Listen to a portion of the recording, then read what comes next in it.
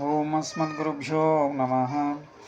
లక్ష్మీనాథసమారంభం నాభయామనమధ్యమాం అస్మదాచార్యపర్యంతం వందే గురుపరంపరం. వసుదేవసుతం దేవం కంసచానూరమర్దనం దేవకీ పరమానందం కృష్ణం వందే జగద్గురుం.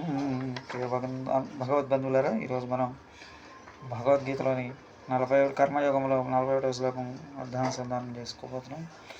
తస్మాత్వ ఇంద్రియాణ్యధౌనియమ్య భరతవర్షభ పాప్నం పాప్నం పనం ప్రజాహి హేనం జ్ఞాన విజ్ఞాననాశనం. భరతవర్షభ, అర్జున, తస్మాత్ ఆ కారణం చేత త్వం నీవు అదౌ మొదట ఇంద్రియములను నియమ్య నిగ్రహించి జ్ఞాన ఆత్మజ్ఞానమును తత్వజ్ఞానము విజ్ఞాన అనుభవ జ్ఞానము నశింపజేయనట్టు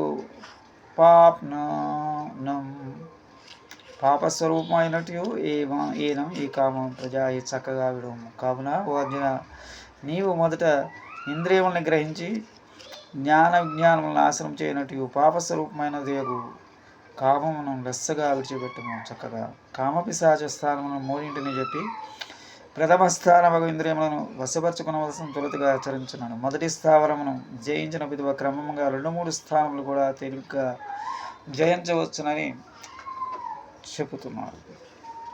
భావం: ఇంద్రియములు నిరంతరం బహిర్ముఖంగా శబ్దాల విషయంలో అయిపోయినకే పోవచ్చును. ఆధ్యాత్మిక సాధకుడు ఆ ఇంద్రియములు ఏ విషయంలో అయిపోవచ్చునవో చక్కగా గమనించి వాని ప్రవాహమును మళ్లించవలను. ఇది అభ్యాస వైరాగ్యం చేత సాధించవచ్చు. కామము యొక్క దుష్టత్వాన్ని గురించి లోగడ శ్లోకంలో వర్ణించి ఉండను, మరలా ఈ శ్లోకంలో కూడా చెప్పబడుచున్నది. దానిని బట్టి కామం ఎంత భయంకర విషస్వరూపమో తెలియచున్నది.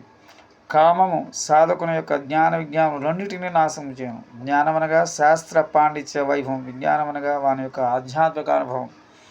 ఇంద్రియ లోభం జ్ఞాన విజ్ఞానముల రెండింటిని కూడా నాశనం చేసి మానవుని పాశవిక స్థాయిని దింపివేయను. మహాపాప స్వరూపుని మరి ఒక పర్యాయం కామమును గురించి చెప్పబడింది. ఇది పునరుక్త కాదు. ఇట్లు మరలా చెప్పుట చేత సాధకుడు కామ విజయమునికి ఎంతగానో ప్రయత్నించవలసి ఉండెనో తెలుపుటయాగును. శ్రీమతే రమ్మజామాతృ మునీంద్రాయ మహాత్మనే శ్రీరంగవాసనే భూయాత్ నిత్యశ్రీ నిత్యమంగళం మంగళాశాసనపరై మదాచార్యపురం సర్వైస్య పూర్వైరాచార్యై సకృపాయాస్తు మంగళ. స్వస్తి. జై శ్రీరామ్.